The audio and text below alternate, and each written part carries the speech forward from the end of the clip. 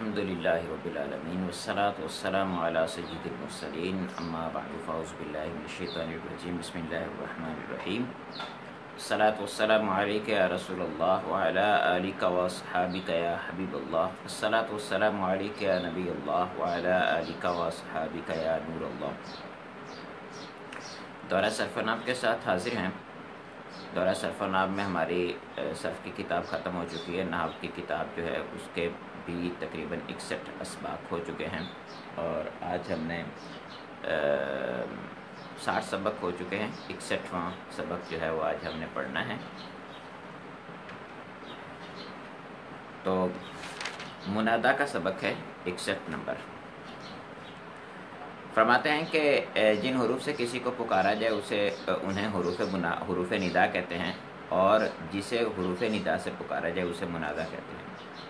جب ہم کسی کو آواز دیتے ہیں پکارنے کے لیے، بلانے کے لیے، تو اس ٹائم پہ جو ہم الفاظ استعمال کرتے ہیں اردو زبان کے اندر، اسی طرح کے اسی معنی کہ اگر ہم عربی زبان کے اندر استعمال کریں تو ان کو حرف ندا کہیں گے، اور جس شخص کو پکارا جا رہا ہے، جس کو آواز دی جا رہی ہے، اس شخص کا نام جو بھی ہوگا جو ذکر کریں گے اس کو منادا کہیں گے۔ مثال دے رہے ہیں جیسے یا نبی یو، یا جو ہے یہ حرف ندا ہے اور اس کا معنی ای ہوتا ہے، جو اردو میں اے ہوتا ہے نا، تو عربی زبان میں اس کی جگہ پہ یا استعمال ہوتا ہے۔ نبی یو جو ہے یہ اس کو پکارا جا رہا ہے، اے نبی، تو نبی یو جو ہے یہ منادا ہو جائے گا۔ قواعد و فوائد بیان کر رہے ہیں، کہتے ہیں حروف ندا 5 ہیں، یا، ایا، حیا، ای، آ، ٹھیک ہے۔ آ جو ہے اس کو حمزہ مفتوحہ بھی بعض اوقات لکھا ہوا ہوتا ہے۔ یا، ایا، حیا، ای اور حمزہ مفتوحہ۔ حمزہ مفتوحہ پڑھنے میں تو آ آئے گا، لیکن حمزہ مفتوحہ اسے کہتے ہیں، یعنی حمزہ وہ جس کے اوپر فتح آ رہی ہو۔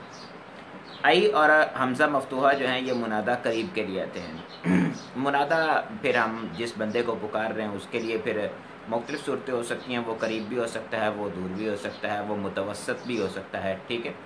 تو اگر کوئی منادا، کوئی بندہ آپ کے قریب ہے اور اس کو پکارنے کے لیے آپ حرف ندا کو استعمال کرتے ہیں تو اس کے لیے منادا قریب ای اور آ حمزہ مفتوحہ جو ہے اس کو آپ استعمال کر سکتے ہیں۔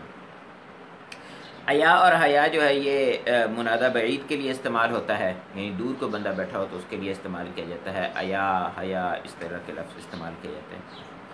اور یا جو ہوتا ہے، یا حرف ندا، یہ قریب اور بعید دونوں کے لیے استعمال ہوتا ہے، یعنی قریب کے شخص کو بھی یا سے پکار سکتے ہیں اور بعید کے شخص کو بھی یا کے ذریعے سے پکار سکتے ہیں۔ اس کے بعد فرما رہے ہیں کہ منادا مضاف یا مشابہ مضاف یا نکرہ ہو تو منصوب ہوتا ہے۔ اب یہ منادا جو ہے، اب یا حرف ندا منادا پر داخل ہوگا تو منادا کے اندر کیا تبدیلی ہوگی؟ منادا جو ہے اس کے اندر منادا کے اعراب بیان کر رہے ہیں کہ منادا کے اعراب کس طرح سے آئیں گے، کیونکہ منادا کے اعراب جو ہوتے ہیں وہ منصوب آتا ہے یا پھر مبنی علی ما یرفع ہوتا ہے، ٹھیک ہے۔ یعنی مبنی علی ما یرفع کا مطلب یہ ہے کہ جو اس کی حالت رفع ہے اس حالت رفع پر وہ مبنی ہو جاتا ہے۔ وہ ضمہ بھی ہو سکتی ہے اور اعراب الحرکت بھی ہو سکتے ہیں اور تقدیری بھی ہو سکتا ہے۔ بہرحال جو اس کی حالت رفع آتی ہے وہ تقدیری ہے، لفظی ہے، اعراب الحرکت ہے، اعراب الحرف ہے، تو اسی پہ وہ مبنی ہو جاتا ہے۔ تو منادا منصوب کب ہوتا ہے تو اس کا بیان کر رہے ہیں، کہتے ہیں کہ منادا مضاف ہو، یعنی مضاف الیہ مل کے منادا بن رہے ہوں، جیسے عبداللہ ہے تو عبداللہ کو آپ پکاریں گے تو یا عبداللہ، تو مضاف ہوگا منادا، تو اس صورت میں منادا کو حالت نصبی، مضاف کو نا، ٹھیک ہے، مضاف اور مضاف الیہ میں سے مضاف کو حالت نصبی حاصل ہوگی۔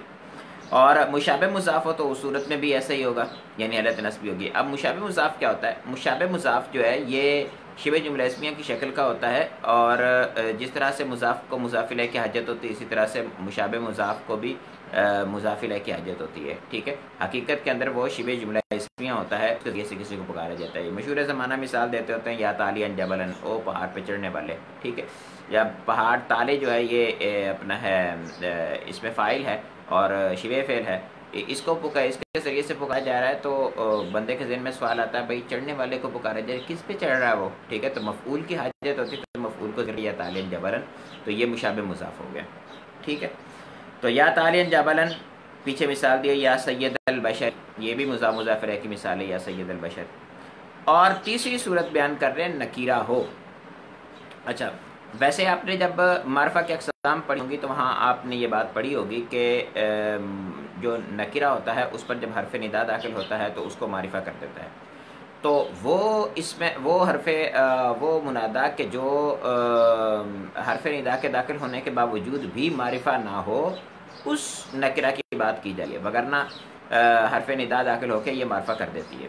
تو وہ حرف ندا کے جو وہ منادا کے جو حرف ندا کے داخل ہونے کے باوجود بھی معرفہ نہ ہو اس کو حالت نصبی میں پڑھیں گے. مثال کے طور پر یا رجلن، اب کو بندہ ہے اندھا ہے، اس کو پتہ ہی نہیں ہے کوئی بندہ ہے کہ نہیں ہے، ویسے ہی کہہ رہا ہوتا ہے نا کوئی میرا ہاتھ پکڑ لے، کسی بندے کو پکار رہا ہوتا ہے او بھائی کوئی ہے میرا ہاتھ پکڑ لے. اسی طرح سے یا رجلن خذ بیدی، کوئی بندہ ہے میرا ہاتھ پکڑ لے. تو کوئی بندہ یعنی آپ یا حرف ندا کے ذریعے سے بھی اس کو متعین نہیں کر پا رہے، کیونکہ اندھا جو ہے اس کو تو نظر ہی کچھ نہیں آ رہا، اس کو کیا پتہ آگے کوئی بندہ ہے یا نہیں ہے. ٹھیک ہے، تو وہ پکار رہا ہے اگر غیر معین کو، تو اس صورت میں وہ کہلائے گا کیا کہتے ہیں کہ یا حرف ندا کے داخل ہونے کے باوجود وہ غیر معین ہی رہے گا، معین نہیں ہو پائے گا. ہاں ویسے اگر کوئی بندہ ایک ہی ہے اور وہ اسی کو پکار رہا ہے تو پھر متعین ہے، پھر نکرہ نہیں کہلائے گا. بہرحال جب نکرہ ہو، نکرہ یا حرف ندا کے داخل ہونے کے باوجود بھی وہ نکرہ ہی رہے اور غیر معین ہی رہے، تو اس وقت جو ہے حرف ندا داخل کریں تو پھر حالت نصبی میں ہوگا. یہی مثال دے رہے ہیں، یا رجلن خذ یدی، اے مرد میرا ہاتھ پکڑ. منادہ مفرد معرفہ ہو اگر واحد یا جمع مکسر ہو تو دمہ پر، اور تثنیہ ہو تو الف پر، اور جمع مذکر سالم ہو تو واو پر مبنی ہوتا ہے.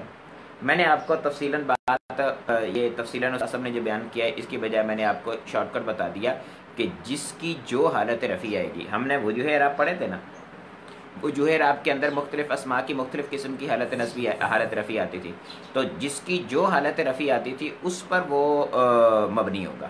ٹھیک ہے، یا حرف ندا داخل ہوگا تو اسی پر مبنی ہو جائے گا. یہاں استاد سے فرما رہے ہیں کہ مفرد معرفہ ہو یا واحد ہو یا جمع مکسر ہو تو اس صورت میں دمہ پر، یعنی جن کی حالت رفیع دمہ سے آتی ہے ان کو جو ہے وہ دمہ پر مبنی کرنا. ٹھیک ہے، تثنیہ کی حالت رفیع الف سے آتی ہے تو اس کو الف کے ساتھ، جمع جو ہے اس کی جمع مذکر سالم تو اس کی حالت رفیع واو سے آتی ہے تو اس کو واو پر مبنی کرنا. تو کہنے کا مطلب وہی ہے کہ جس حالت پر اس کی حالت رفیع آتی ہے اسی حالت پر اس کو مبنی کرنا جو ہے یہ لازم ہوگا. جیسے یا زید یا رجال یا رجلان یا مسلمو یا مسلمون، یہ سب صورتیں مبنی کی ہیں. اس کے بعد فرما رہے ہیں کہ منادہ اگر معرف باللام ہو تو حرف ندا اور منادہ کے درمیان ایہا، ہاذا، ایہذا وغیرہ کا اضافہ کر دیتے ہیں. اب مسئلہ یہ ہے کہ منادہ جو ہے اس پر جب معرف باللام الف لام داخل ہو رہا ہے اور یا حرف ندا خود بھی علامت تعریف ہے، معرفہ کرتی ہے نا معرف بالندا کے ذریعے سے، تو ایک اسم پر دو علامت تعریف جمع ہو رہی تھی، اس وجہ سے درمیان میں فاصلہ لانا ضروری تھا. اب فاصلہ جو ہے وہ یا کے ذریعے ایہا کے ذریعے سے بھی لایا جا سکتا ہے، مذکر کے لیے ایہا، مؤنث کے لیے ایتھا کے ذریعے سے، ہاذا یا ہاذی کے ذریعے سے بھی لگایا جا سکتا ہے، ایہذا ایہذی کے ذریعے سے بھی لگایا جا سکتا ہے. جیسے یا ایہا الانسان یا ھذا الرجل، تو اس صورت میں فاصلہ ہو جائے گا دونوں کے اندر تو پھر لانا ٹھیک ہو جائے گا. اس کے بعد فرما رہے ہیں کہ کبھی حرف ندا کو حذف بھی کر دیا جاتا ہے، جیسے اللہم اغفر لنا. اب یہاں پر جو ہے وہ حرف اللہ اس میں جلالت تھا، اس پر حرف ندا داخل ہو رہا تھا، یا اللہ تھا، تو اس کو حذف کر کے اس کی عوض میں آخر میں میم مشدد لگا دی گئی تو اللہم بن گیا. اس طرح سے السلام علیکہ ایھا النبی، السلام علیکہ یا ایھا النبی ہے، ایھا کے شروع سے یا کو حذف کر دیا گیا. یہ اصل میں یا اللہ اور یا ایھا النبی تھے. اس کے بعد فرمانے کہ منادہ لفظ غلام یا رب وغیرہ ہو تو یا متکلم کی طرف مضاف ہو تو اسے چار طریقوں سے پڑھنا جائز ہے. یعنی غلام یا رب کا لفظ جو ہے یہ جب یا ضمیر متکلم کی طرف مضاف ہو، یا ضمیر متکلم کی طرف مضاف ہونے کا مطلب جیسے غلامی، ربی، تو اس صورت میں جب اس پہ حرف ندا داخل ہوگا تو اس کو فرما رہے ہیں کہ چار طرح سے پڑھنا جائز ہے. وہ کون سے چار طریقے ہیں؟ یا ربی، یا ربیہ، یہ تو ہم نے پڑھا ہی تھا نا کہ یہ جو یا ہے اس کو ایسی حالت، یہ جو حالت بتا رہے ہیں اس حالت کے اندر اس کو فتح دینا اور جزم دینا، سکون دینا دونوں طرح سے جائز ہے. تو یا ربی، یا ربیہ. اگلی صورتیں جو ہیں اس میں کیا ہے کہ یا کو حذف کر دیں اور کسرہ دے دیں، یا ربی. ٹھیک ہے، یا ربی تھا تو یا ربی کر دیں اور کسرہ دے دیں یا حذف کر کے، یا پھر یا کو الف سے بدل دیں تو یا ربا بن جائے. ٹھیک ہے، تو ان چار طریقوں سے پڑھنا جائز ہے. منادہ علم ہو اور اس کی صفت لفظ ابن یا ابنتن ہو تو اس کی مزید بھی اور بھی صورتیں بنتی ہیں، غلام اور ابن کی نہیں، اور بھی امی وغیرہ کی، امی، تو وہ کافیہ کے اندر بھی تفصیل موجود ہے، وہاں سے آپ دیکھ سکتے ہیں. منادہ علم ہو اور اس کی صفت لفظ ابن یا ابنتن ہو جو ایک اور علم کی طرف مضاف ہو تو منادہ کو مفتوح اور مضموم دونوں طرح سے پڑھنا جائز ہے. یعنی وہ منادہ جو ہم نے پیچھے ممانع تنوین کی صورت میں پڑھا تھا نا، ممانع تنوین میں ہم نے پڑھے تھے 5 ممانع تنوین. آخری معنی تنوین یہ تھا کہ ایک ایسا علم ہو جو ایک ایسے ابن یا ابنہ سے موصوف ہو جو ایک اور علم کی طرف مضاف ہو رہا ہو. تو اس صورت میں ہم حرف ندا کو داخل کرتے ہیں. تو حرف ندا کو داخل کرنے کی صورت میں جو ہمارے پاس علم ہے پہلا، اس علم کے بارے میں بیان فرما رہے ہیں کہ اس علم پہ ہم اس کو اپنا مبنی بر ضم بھی کر سکتے ہیں، ٹھیک ہے، اور اس کے ساتھ ساتھ ہم اس کو جو ہے وہ نصب بھی دے سکتے ہیں. صحیح ہے. تو فرما رہے ہیں کہ اس کو مفتوح اور مضموم دونوں طرح سے، اچھا مفتوح اور مضموم دونوں طرح سے پڑھنا جائز ہے. مفتوح مضموم کا مطلب تو وہی دمہ دینا، اور مفتوح کا مطلب فتحہ دینا، یعنی مبنی پھر بھی، کیونکہ تنوین تو آنی نہیں اس پہ. جبکہ ابن یا ابنتن صرف منصوب ہی پڑھے جائیں گے، کیونکہ وہ جب ان کا عطف کا اپنا وہ اس کے تابع ہوں گے تو تابع جو ہے وہ اس کے محل کے مطابق، وہ محلی اعتبار سے تو حالت نصبی میں ہے نا، کیونکہ یہاں پہ جتنے بھی حرف ندا ہیں یہ سارے کے سارے ادعو کے کیا مقام ہوتے ہیں، اور اس کا مطلب ہوتا ہے یا حرف ندا کی بجائے یہاں ادعو ہی لگا ہوا ہے. اب ادعو ہوگا تو اس کے اندر انا ضمیر فاعل اور اس کو مفعول چاہیے ہوگا. واحد متکلم کا صیغہ دعا یدعو سے ادعو، تو اب واحد متکلم اس میں انا ضمیر فاعل تو مفعول اس کو چاہیے، تو یہ آگے والا منادہ جو ہوتا ہے یہ اس کا مفعول بھی بنتا ہے. تو مفعول بھی بنتا ہے، اس وجہ سے اس میں حالت نصبی ہوتی ہے. تو یہاں پر مبنی ہونے کی صورت میں بھلے اس پہ حالت نصبی نہیں آ رہی، لیکن جو اس پہ جو اس کا تابع ہے اس کو محل پر عطف محل پہ تابع کریں تو اس صورت میں اس کے نصب دینی پڑے گی ہمیں. مثال دے رہے ہیں جیسے یا زید دبن خالدن اور یا ہند دبنتا زیدن. اسی طرح سے یا زید دبنا خالدن بھی ہو سکتا ہے، یا زید دبنا خالدن بھی ہو سکتا ہے، اور یا ہند دبنا تا زیدن بھی ہو سکتا ہے، اور یا ہند دبنا تا زیدن بھی ہو سکتا ہے. ترخیم منادہ اور استغاثہ کی صورت ہے. ترخیم منادہ کا کیا مطلب ہوتا ہے؟ ترخیم منادہ کا مطلب ہوتا ہے جیسے ہمارے ہاں اردو زبان کے اندر بھی نام جب ہم کسی کا پکارتے ہیں تو اس کے اندر بعض اوقات وقت کی قلت کی وجہ سے ہم اس میں کچھ حروف جو ہیں ان کو حذف کر دیتے ہیں. پنجابی زبان کے اندر تو بہت زیادہ ترکیم، بلکہ ایک علم کو کسی اور ہی شکل میں تبدیل کر دیتے ہیں، بہت زیادہ تبدیل کر دیا جاتا ہے. تو یہ ساری کیا ہوتی ہے؟ ترکیم ہوتی ہے، اس میں ہم اس کے نام کو چھوٹا کر رہے ہوتے ہیں، ٹھیک ہے.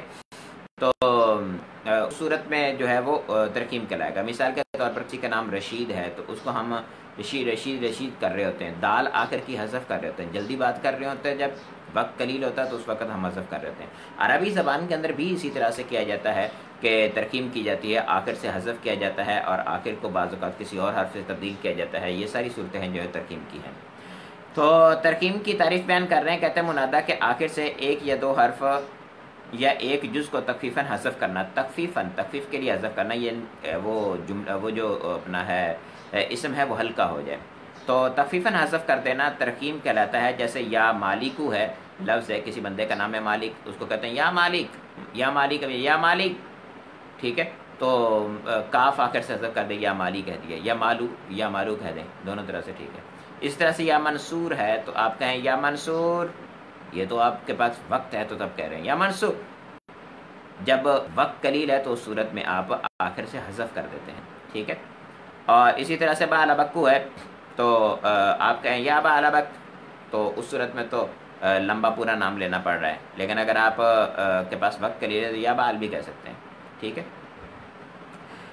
انہوں نے کہا ہے تخفیفاً ایک حرف یا دو حرف یا پھر ایک جز کو حذف کیا جائے. تو پہلی مثال میں ایک حرف کو حذف کیا، دوسری مثال میں دو حرفوں کو حذف کیا، اور تیسری مثال کے اندر ایک جز کو حذف کیا.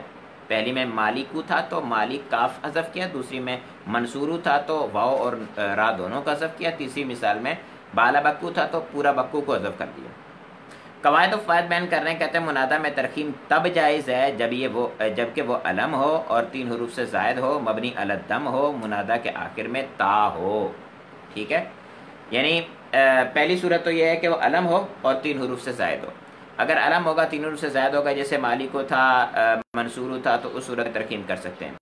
یا پھر کیا ہو کہ مبنی علی الضم ہو، اور یا پھر یہ ہو کہ منادہ کے آخر میں تا آ رہی ہو، تو اس صورت میں بھلے وہ 3 زائد نہ ہو، بھلے وہ علم نہ ہو، تب بھی آپ ترکیم کر سکتے ہیں. مثال کے طور پر یا خالدو، خالد ہے تو اس کو یا خالدو میں دال کو حذف کر کے یا خالی کر سکتے ہیں. اسی طرح سے شات ہے، شات کہتے ہیں بکری کو، تو اب اس میں آپ ترخیم کرنا چاہتے ہیں تو یہ شاد کی بجائے یا شاہ کر سکتے ہیں۔ ترخیم میں اچھا آپ سوچ رہے ہوں گے کہ شاد کو کیسے پکارا جا سکتا ہے؟ شاد کو بھی پکارا جا سکتا ہے۔ آپ نے کبھی نہیں دیکھا یہ جو جانور چرانے والے لوگ گھوم رہے ہوتے ہیں وہ جانوروں کو پکارتے ہیں، ان کا نام لے کے پکارتے ہیں، اور وہ سنتے بھی ہیں، بعض اوقات ان کی بات کو سمجھتے بھی ہیں، بعض اوقات ان کو مالک کی آواز آتی ہے فوراً وہ سیدھے بھی ہو جاتے ہیں۔ پکارا جاتا ہے جانوروں کو بھی۔ ترخیم میں فرماتے ہیں کہ ایک حرف گرتا ہے، لیکن اگر منادا کا آخر حرف صحیح ہو تو اس سے پہلے مدہ زیادہ ہو تو 2 حروف گریں گے۔ پیچھے انہوں نے کہا تھا ایک حرف بھی گر سکتا ہے، 2 بھی گر سکتے ہیں، پورا جز بھی گر سکتا ہے۔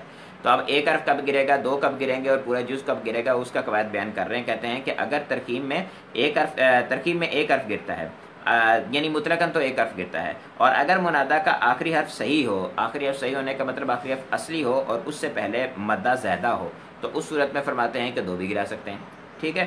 تو اس صورت میں 2 حروف گریں گے، جیسے یا افتخار سے یا افتخار، ٹھیک ہے۔ اور منادا مرکب مزجی یا مرکب عددی ہو تو اس صورت کے اندر اس کے آخر سے آخری جز گرائیں گے، ٹھیک ہے۔ جیسے یا خمسہ عشر تو یا خمسہ۔ منادا مرکم جس میں ترکیم کی گئی ہو کو دمہ کے ساتھ اور اس کی اپنی حرکت کے ساتھ دونوں طرح سے پڑھنا جائز ہے۔ جیسے ہم نے یا مالکو تھا تو یا مالکو میں کاف کو جب حذف کیا تو اب اس کے بعد بچا ہمارے پاس یا مالی، لام کے نیچے زیر بچی ہے، تو اس کو ہم لام کے نیچے زیر کے ساتھ یا مالی بھی پڑھ سکتے ہیں اور یا مالو بھی پڑھ سکتے ہیں، یعنی اس کو دمہ دے دیں یا اس کی اپنی اصلی حالت جو تھی اسی حالت پر باقی رکھے، دونوں طرح سے پڑھنا جائز ہے۔ اسی طرح سے یا منصور تھا تو اس میں ہم نے واو اور را کو حذف کیا تو سواد کے اوپر پہلے ہی دمہ تھی، تو اب یعنی دونوں صورتیں بنے تب بھی دمہ ہی رہے گی، اس میں کوئی تبدیلی نہیں ہوگی۔ اسی طرح سے یا خالدو تھا تو اس میں یا خالی یا خالو دونوں طرح سے پڑھ سکتے ہیں۔ یہ مثال دے رہے ہیں کہ یا حارثو کو یا ہاری اور یا ہاری یا ہارو دونوں طرح سے پڑھ سکتے ہیں۔ استغاثہ کیا ہوتا ہے؟ یہ بھی منادا کی ایک ترکیب ہے، منادا ہی ہوتا ہے، لیکن اس کے ذریعے سے کیا ہوتا ہے کہ ہم کسی بندے کو مدد کے پکارتے ہیں۔ غوث کا مطلب ہوتا ہے مدد کرنا۔ استغیث باب استفعال سے اس میں طلب کا خاصہ پایا جاتا ہے، تو اس کا مطلب ہوتا ہے غوث طلب کرنا، مدد طلب کرنا، تو استغاثہ کہلاتا ہے مدد طلب کرنا۔ اب استغاثہ کے ذریعے سے ہم کسی بندے کو کسی دوسرے بندے کی مدد کے لیے پکاریں گے۔ اب جس بندے کو پکار رہے ہیں وہ کہلائے گا مستغاث، اور جس بندے کی مدد کے لیے پکار رہے ہیں وہ کہلائے گا مستغاث لہو۔ دونوں کا تذکرہ بعض اوقات ہوتا ہے، بعض اوقات ایک کا تذکرہ ہوتا ہے، اس لیے اس پر ایک حرف جو ہے وہ لام جار وہ بھی داخل کیا جاتا ہے، وہ لام استغاثہ کہلاتا ہے۔ اب لام استغاثہ جو ہے وہ مستغاث پر مستغاث پر جو داخل کرتے ہیں اس کے اوپر فتحہ دیتے ہیں، اور مستغاث لہو پر جو داخل کرتے ہیں اس کے نیچے کسرہ دیتے ہیں، تاکہ پتہ چلے اس کو پکارا جا رہا ہے اور اس کے لیے پکارا جا رہا ہے۔ تو فرماتے ہیں کہ استغاثہ کی تعریف کسی کو مدد کے لیے پکارنا استغاثہ کہلاتا ہے، جسے مدد کے لیے پکارا جائے اسے مستغاث یا مستغاث بھی کہتے ہیں، اور جس کی مدد کے لیے پکارا جائے اسے مستغاث لہو یا مستغاث لاجلہ ہی کہتے ہیں۔ مستغاث لہو جس کی وجہ سے پکارا جائے، مستغاث لاجلہ جس کے لیے پکارا جائے، وہ ایک ہی بات ہے۔ جیسے یا للقوی للضعیف، اور قوی ضعیف کی مدد کار۔ اب یہ مثال جو ہے اس میں دیکھیں یا للقوی جی جو ہے اس میں قوی مستغاث ہے جس کو پکارا جا رہا ہے، اور اس پر جو لام جار داخل ہو رہا ہے اس پہ دیکھیں فتح دے رہے ہیں، اور یا للقوی یہ للضعیف جو ہے للضعیف ضعیف کے لیے پکارا جا رہا ہے، اس پر جو لام داخل ہو رہا ہے اس کو کسرہ دے رہے ہیں۔ قواعد و فوائد بیان کر رہے ہیں، کہتے ہیں مستغاث بھی اور مستغاث لہو دونوں پر لام داخل ہوتے ہیں، جو مستغاث بھی میں مفتوح اور مستغاث لہو میں مکسور ہوتا ہے، جیسے یا علی زید للفقیر۔ کبھی مستغاث بھی کے آخر میں علی لام الف لگایا جاتا ہے، جیسے یا حسینہ۔ اب جب الف استغاثہ لگے گا تو پھر لام استغاثہ نہیں لگے گا، یعنی ایک ہی اسم پر الف استغاثہ بھی ہو لام استغاثہ بھی ہو، دونوں اکٹھے نہیں ہو سکتے۔ یا حسینہ للاسیر، مستغاث کے شروع میں لام استغاثہ ہو تو یہ مجرور ہوتا ہے، اور اگر اس کے آخر میں الف استغاثہ ہو تو یہ مبنی علی الفتح ہوتا ہے، کیونکہ الف ما قبل مفتوح چاہتی ہے، تو اس وجہ سے اس کے ما قبل میں فتح ہوتی ہے۔ وہ فتح کسی عامل کی وجہ سے نہیں ہوتی ہے، ٹھیک ہے، اس وجہ سے اس کو کہہ رہے ہیں کہ وہ مفتوح ہوتا ہے، جبکہ مثالوں سے واضح دیکھ سکتے ہیں حسینہ میں حسین میں الف کو کاٹے تو حسین کی نون پہ فتح ہے۔ اس کے بعد سبق ہے قسم اور جواب قسم کا۔ فرماتے ہیں کہ جس جملے میں قسم کھائی گئی ہو اسے قسم کہتے ہیں، اور جس حرف یا فعل کے ذریعے سے قسم اٹھائی گئی ہو قسم کھائی گئی ہو اسے کہتے ہیں ادات قسم، ٹھیک ہے۔ ادات آپ نے منطق میں پڑھا ہوگا، حرف کو ادات بھی کہتے ہیں، تو حرف قسم کہہ لیں، ادات قسم کہہ لیں، کلمات قسم کہہ لیں، جو بھی کہہ لیں۔ اور جس کی قسم کھائی گئی ہو، جس شخصیت کی، جس ذات کی قسم کھائی گئی ہو اسے کہتے ہیں مقسم بھی، کہ اس کی قسم کھائی گئی ہے، اور جس بات پر قسم کھائی گئی ہو اسے جواب قسم کہتے ہیں۔ مثال کے طور پر واللہ لن اکذبا، اب واللہ لن اکذبا، اللہ تعالیٰ کی قسم میں جھوٹ نہیں بولوں گا، اس مثال کے اندر واو جو ہے اس کے ذریعے سے قسم، یہ حرف قسم ہے تو اس کو کہیں گے ادات قسم۔ اللہ اس میں جلالت کی قسم اٹھائی جا رہی ہے تو اس وجہ سے اللہ تعالیٰ کی ذات پاک جو ہے اس کے نام مقدس کو ہم کہیں گے مقسم بھی، اور کس کام پہ کھائی گئی ہے کہ میں جھوٹ نہیں بولوں گا، تو یہ کہلائے گا جواب قسم۔ اقسم باللہ ما زید ما جاء زید، میں اللہ کی قسم کہتا ہوں کہ زید نہیں آیا، اس مثال میں بھی با جو ہے یہ ادات قسم، اللہ اس میں جلالت مقسم بھی، ما جاء زید یہ جو ہے جواب قسم بنے گا۔ اچھا، قواعد و فوائد بیان کر رہے ہیں، کہتے ہیں قسم کے لیے یہ حروف آتے ہیں با، واو، تا اور لام، ٹھیک ہے، یہ چار حروف آتے ہیں، یہ سبھی قسم کے لیے نہیں آتے، بعض کے ساتھ خاص ہیں، واو بہرحال جو ہے وہ مشہور زمانہ سب کے لیے آتی ہے، اور کبھی فعل بھی آتا ہے جیسے حکم سے آ گیا ہے، اسی طرح سے احلیف بھی آ سکتا ہے۔ جواب قسم جملہ اسمیہ مثبتہ ہو تو شروع میں انا یا لام مفتوح کا ہونا ضروری ہے، جیسے واللہ ان زیدن عالم، اللہ تعالیٰ کی قسم کہ زید جو ہے وہ ضرور عالم ہے۔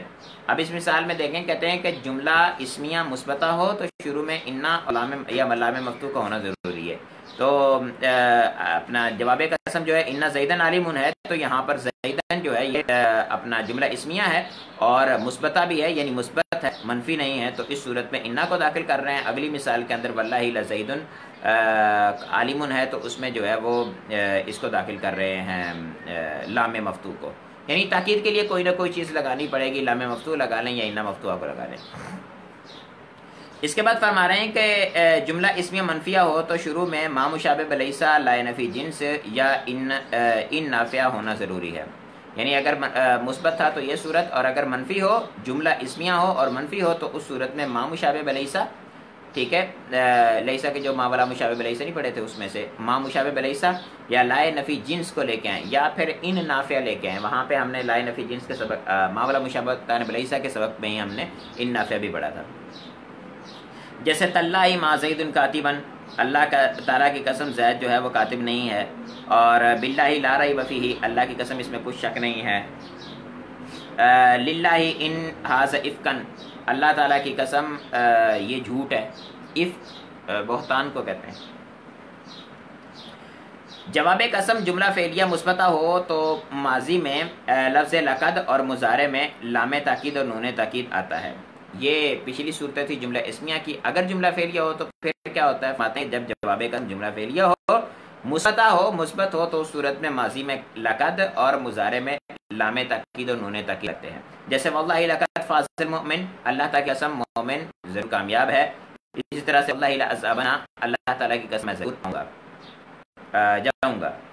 اور جب جملہ فعلیہ منفیہ ہو تو ماضی میں ما اور مضارع میں لا یا لن آتا ہے، جیسے واللہ ما وعد بکر، اب منفی ہے وعدہ تو اس صورت میں ما کو لے کے آئے، یا پھر واللہ لا اکلم فاسقا، لا کو لے کے آئے، اسی طرح سے واللہ لن یکذب زید، لن کو لے کے آئے، تو ما، لا یا لن کے ذریعے سے نفی پیدا کریں گے۔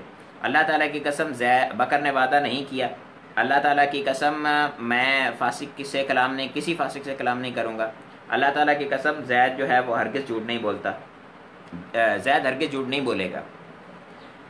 اس کے بعد یہ آخری پوائنٹ جو ہے بہت اہم ہے، فرماتے ہیں کہ لئن اور لقد اور مضارع بنون تاکید سے پہلے قسم محذوف ہوتی ہے، یعنی کسی جگہ پہ ہم کلام دیکھتے ہیں وہاں پر ان ہے اور اس کے شروع میں لام تاکید آ رہا ہے، یا قد ہے اس کے شروع میں لام تاکید آ رہا ہے، اسی طرح سے اگر نون تاکید ثقیلہ یا خفیفہ ہے تو اس صورت کے اندر مضارع پر آ رہا ہے تو اس صورت کے اندر وہاں پر قسم ضرور محذوف ہوگی، ٹھیک ہے، جیسے کہ لئن ضربتنی لأضربک، تو یہاں پر اس کا مطلب ہے واللہ لئن ضربتنی لأضربک ہوگا، اسی طرح سے لقد فزت تو مطلب ہے واللہ لقد فزت، اسی طرح سے لأعلمن الخیر، واللہ لأعلمن الخیر۔ قرآن پاک کے اندر اس طرح کی بہت ساری قسمیں موجود ہیں، اور جن قسموں کے بارے میں جب ہم پڑھتے ہیں تو وہاں پر علامہ جلال الدین سیوطی رحمۃ اللہ تعالی علیہ، جلال الدین محلی یعنی صاحب جلالین جو ہیں یہ وہاں پر محذوف قسمیں نکالتے ہیں. ہم ٹینشن میں ہوتے ہیں یہاں قسم کیوں محذوف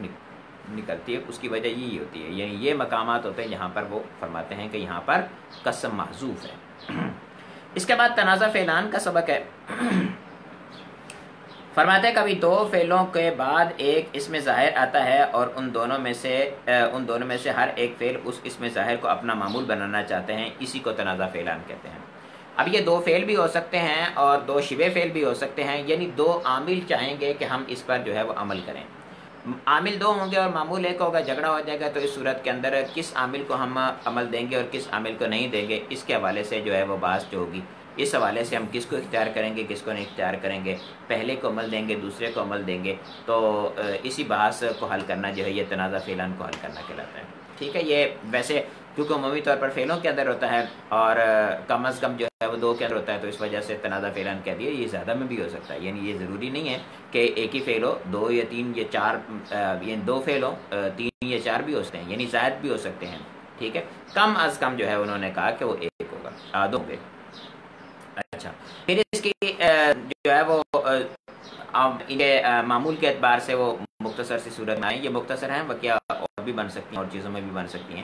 مفعول فی میں بھی ہو سکتا ہے, مفعول لہو میں بھی ہو سکتا ہے, مفعول مطلق میں بھی ہو سکتا ہے, اور بہت ساری چیزوں میں ہو سکتا ہے.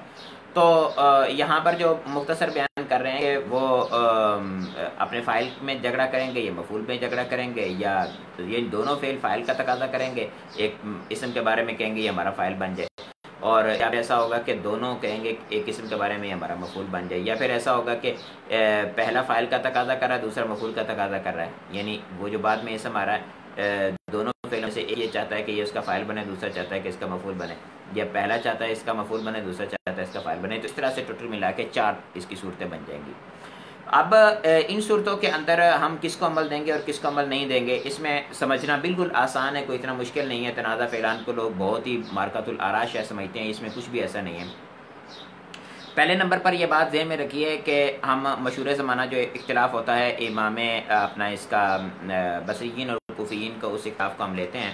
تو بصریین اور کوفیین کے اختلاف کے اندر یاد رکھنا طلبہ کی مشکل ہو جاتا ہے کہ بصری کس کو عمل کرواتے ہیں اور کوفی کس کو عمل کرواتے ہیں. تو اس کے لیے سادہ سی اور آسان سی ترکیب یہ ہے کہ آپ جو ہے بصریین کے بارے میں دیکھیں تو الف کے بعد با آتی ہے, با دوسرے نمبر پر آتی ہے, الف کے بعد حروف حجی کے اندر. تو بصری جو ہیں ان کے شروع میں با آ رہی ہے, یہ دوسرے فعل کو عمل کرواتے ہیں. اور جب یہ دوسرے فعل کو عمل کرواتے ہیں تو ظاہری بات ہے کوفی جو ہیں پہلے فعل کو عمل کرواتے ہیں. اس کے ذریعے سے یاد رکھنا آسان رہتا ہے. تو بصری دوسرے فعل کو عمل کرواتے ہیں, کوفی پہلے فعل کو عمل کروائیں گے. یعنی دونوں فاعل کو چاہ رہے ہوں تب بھی دوسرے فعل کو عمل کروائیں گے, دونوں مفعول کو چاہ رہے ہوں تب بھی دوسرے فعل کو عمل کروائیں گے. دونوں میں سے اختلاف ہے, پہلا فاعل کو چاہ رہا ہے, دوسرا مفعول کو چاہ رہا ہے, پہلا مفعول کو چاہ رہا ہے, دوسرا فاعل کو چاہ رہا ہے. بہر صورت بصریین جو ہوں گے وہ دوسرے فعل کو عمل کروائیں گے. اب بصری اگر دوسرے فعل کو عمل کرواتے تو پہلے فعل کے لیے کیا کریں گے, یہ بات ذہن میں رکھیے گا کہ جمہور جو نحویین ہیں وہ اس بات پر متفق ہیں کہ فاعل فعل یا شبہ فعل کا فاعل جو ہوتا ہے وہ محذوف نہیں ہوتا سوائے مصدر کے. اب جب محذوف تو مان نہیں سکتے تو کیا کریں گے, ہم اس میں سے ضمیر نکالیں گے. ضمیر جو ہوگی اس کو آگے کی طرف لوٹانا پڑے گا. ٹھیک ہے. یعنی جو ہے وہ کیا کہتے ہیں, دوسرے فعل کو عمل کروائیں گے, دوسرے فعل کا وہ فاعل بنا دیں گے. تو پہلا فعل اگر فاعل کو تقاضا کر رہا تھا تو اس صورت میں پہلے فعل میں سے ضمیر لوٹائیں گے آگے والا جو اسم ہے اس کی طرف. ٹھیک ہے. تو یہ اسمار قبل ذکر تو ہوگا, لیکن بصریین یہ کہتے ہیں کہ یہاں پر کر لیں گے.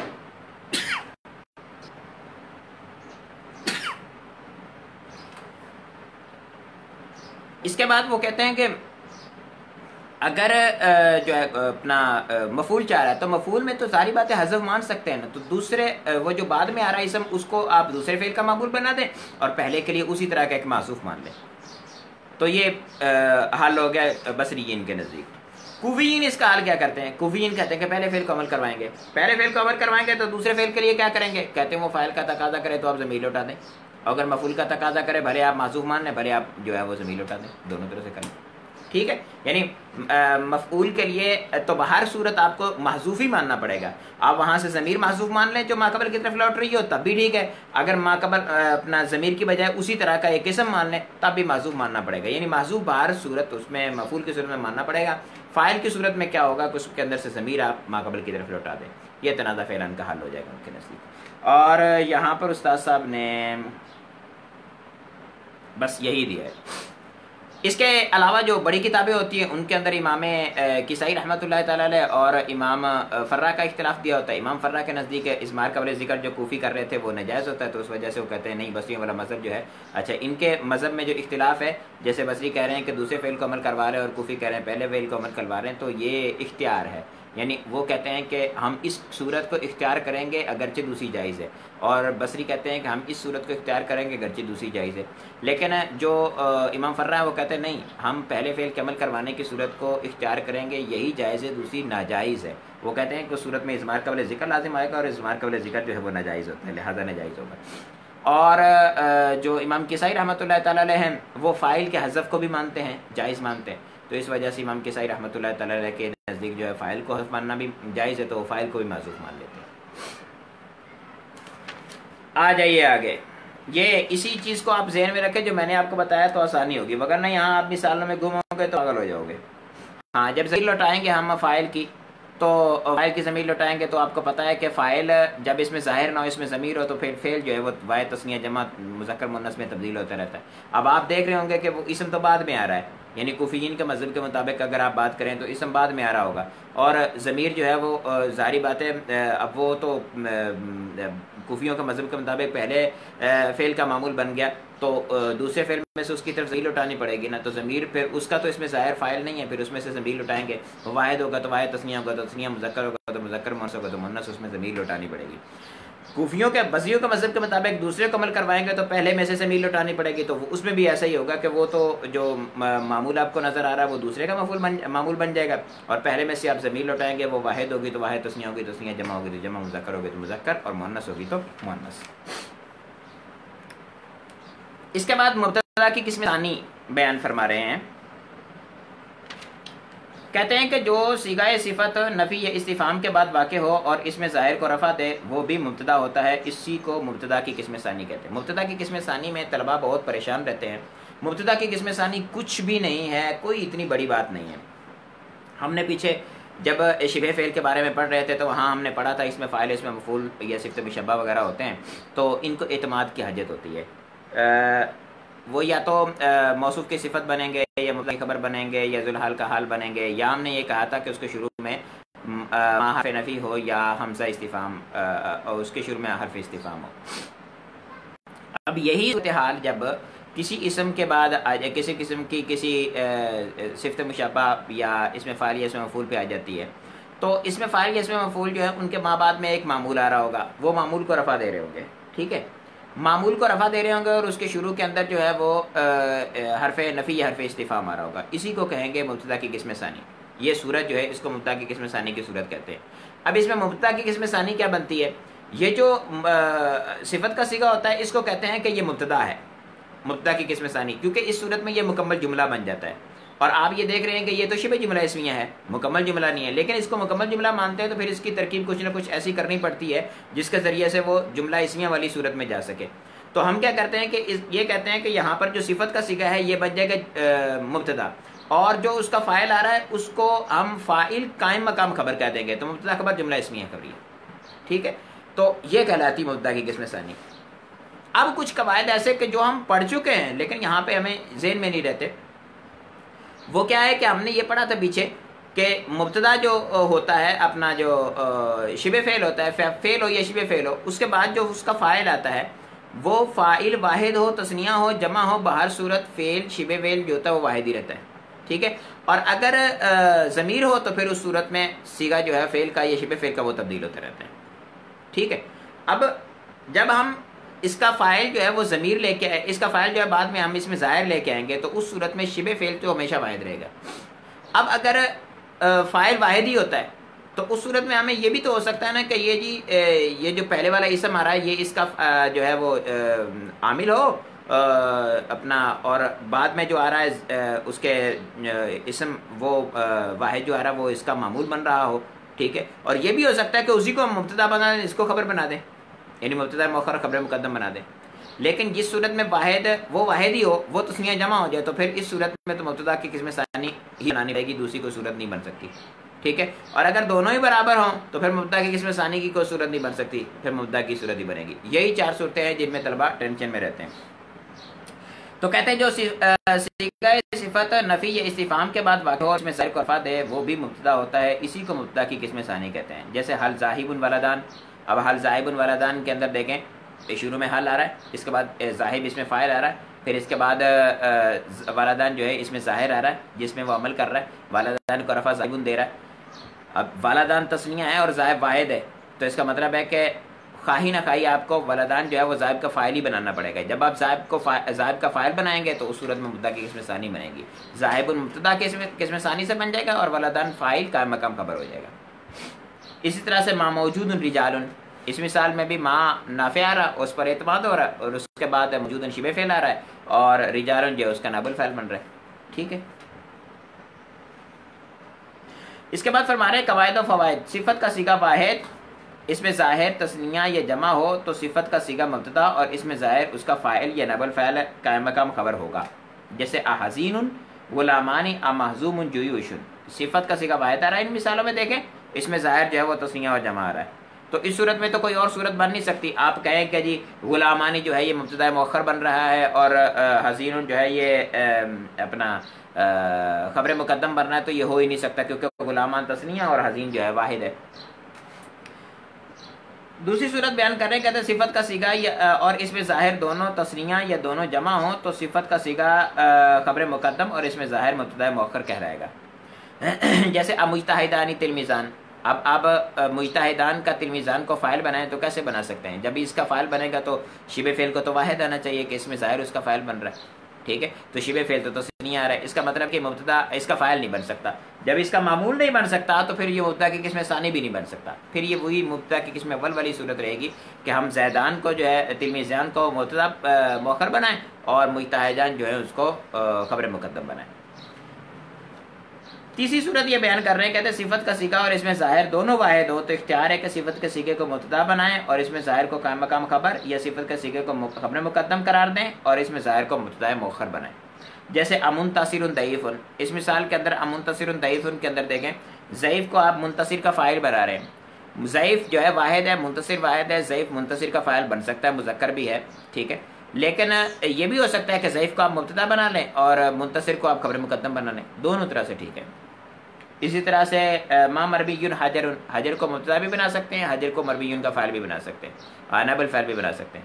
اگر آپ مربی کا نائب الفاعل بنائیں گے تو مبتدا کی قسم ثانی ہو جائے گی اور اگر نائب الفاعل نہیں بنائیں گے تو صورت میں مبتدا وہ مبتدا حجر مبتدا بن جائے گا، مربی جو ہے خبر بن جائے گی. تنبیہ بیان کر رہے ہیں، کہتے ہیں ایسا نہیں ہو سکتا کہ اس میں ظاہر واحد ہو اور صفت کا صیغہ تثنیہ یا جمع یا ان میں سے کوئی ایک تثنیہ ہو اور دوسرا جمع ہو، یعنی اس کے علاوہ کوئی اور صورت نہیں بن سکتی. وہ عربی زبان میں ایڈجسٹ ہی نہیں ہو پائے گی. ٹھیک ہے جی، ہمارے 5 سبق آج ہو گئے ہیں. کل ہم مبتدا اور خبر فاعل مفعول کی تقدیم و تاخیر کے بارے میں پڑھیں گے. یہ بھی بالکل آسان ہے، کوئی اتنا مشکل نہیں. اغراء و تعزیر ہے، پھر نسبت کا بیان ہے اور تصغیر ہے، پھر صلات کا بیان ہے. تو انشاءاللہ صلات کے بیان تک ہم کل پڑھ لیں گے 5 سبق اور رہ جائیں گے ہمارے پاس پرسوں کے لیے جملے کا اعراب اور قواعد ترکیب. ٹھیک ہے، قواعد ترکیب کے بعد کچھ پیچھے جو جملے گزرے ہمارے ان کے ترکیب، پھر ان کے ترجمہ کرنے کا طریقہ وغیرہ وہ بھی انشاءاللہ پڑھیں گے. جی، کسی قسم کا سوال ہو تو ارشاد فرمائیں. ہمارا سبق اختتام کو پہنچ چکا.